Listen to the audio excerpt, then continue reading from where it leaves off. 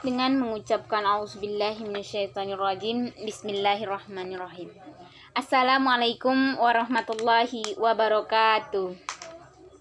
Puji syukur kehadirat Allah Subhanahu wa taala serta salawat dan salam kepada junjungan Nabi besar Muhammad sallallahu alaihi wasallam. Yang pertama sekali, kami mengucapkan terima kasih kepada Ibu Mirnaria Andini selaku dosen pengampu mata kuliah Manajemen Teknologi Informasi. Pada kesempatan kali ini, kami dari kelompok 3 ingin memaparkan hasil kerja kelompok kami yang berjudul Peran Teknologi Informasi dalam Manajemen Sumber Daya Manusia. Sebelum kami melanjutkan pemaparan materi, di sini saya akan memperkenalkan diri dan teman-teman kelompok saya. Perkenalkan, nama saya Nurvina selaku moderator sekaligus pemateri pertama. Ada teman saya Alifa Sairi Nadia sebagai pemateri kedua, ada Rehan sebagai pemateri ketiga, dan ada Cica Arnelita sebagai pemateri keempat. Untuk mempersingkat waktu, langsung saja saya akan menjelaskan mengenai tentang pendahuluan. Sumber daya manusia merupakan salah satu faktor penting dalam organisasi atau perusahaan. Oleh sebab itu, fungsi sumber daya manusia perlu dikelola dengan baik agar organisasi atau perusahaan dapat berjalan dengan efektif dan efisien. Selanjutnya akan dilanjutkan oleh Alifa Sairi Nadia. Baiklah, saya Alifa Sairi Nadia. Saya akan melanjutkan materi tentang manajemen sumber daya manusia atau disingkat dengan MSDM. Di sini ada pengertian, fungsi, dan tujuan MSDM. MSDM adalah proses mengelola orang-orang yang ada di dalam sebuah perusahaan secara terstruktur dan menyeluruh. Fungsi menentukan faktor produksi, membangun serta mengembangkan perusahaan. Tujuan menjadi penghubung antar tenaga kerja dan juga pimpinan organisasi. Pengertian MSDM menurut para ahli, menurut Son Sumarsono 2003, sumber daya manusia mengandung dua pengertian. Pengertian pertama adalah usaha kerja atau jasa yang dapat diberikan dalam proses produksi. Dalam hal lain, MSDM mencerminkan kualitas usaha yang diberikan oleh seseorang dalam waktu tertentu untuk menghasilkan barang dan jasa. Pengertian kedua, sumber daya manusia menyangkut manusia yang mampu bekerja untuk memberikan jasa atau usaha kerja tersebut. Mampu bekerja berarti mampu melakukan kegiatan yang mempunyai kegiatan yang ekonomis, yaitu bahwa kegiatan tersebut menghasilkan barang atau jasa untuk memenuhi kebutuhan atau masyarakat.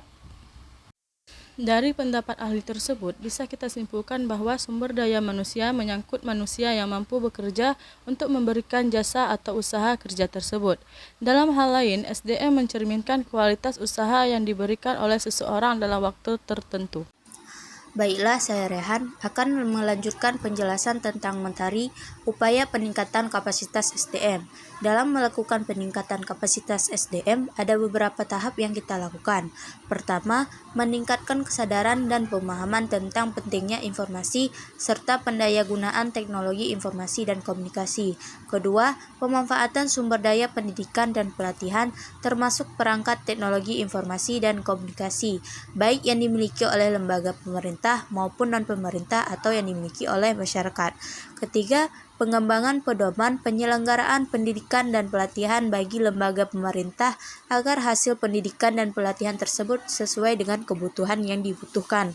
Keempat, peningkatan kapasitas yang penyelenggaraan pendidikan dan pelatihan jarak jauh dengan memanfaatkan teknologi informasi dan komunikasi secara opsional untuk mengurangi kesenjangan SDM dalam bidang teknologi informasi dan komunikasi.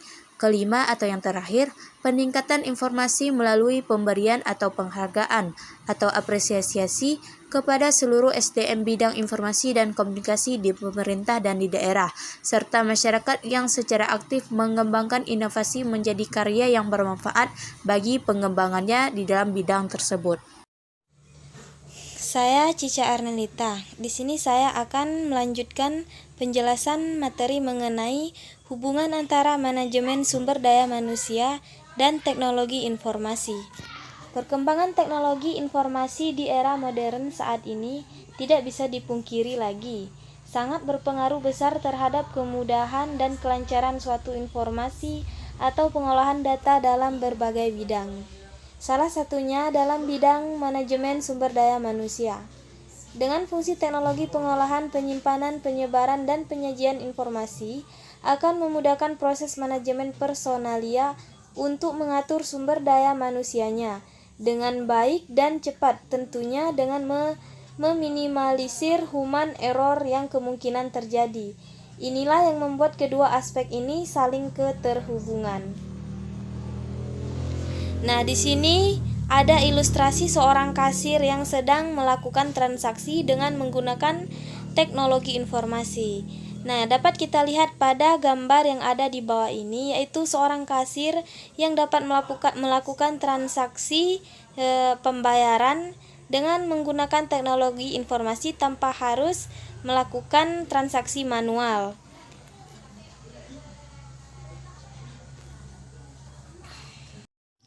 Baik, selanjutnya di sini ada penerapan teknologi informasi dalam manajemen sumber daya manusia. Penerapan teknologi informasi dalam bidang manajemen sumber daya manusia sangat mempermudah pekerjaan manajemen personalia mengatur semua urusan yang berkaitan dengan SDM. Nah, selanjutnya di sini ada penerapan komponen atau aspek dalam manajemen sumber daya manusia yang bisa diterapkan menggunakan teknologi informasi. Nah, teknologi informasi dapat kita terapkan dalam pengenalan identitas diri karyawan. Nah, dalam contoh kehidupan sehari-hari kita, yaitu pengenalan identitas diri yang diterapkan dalam teknologi informasi di sini, yaitu ada seperti KTP elektronik.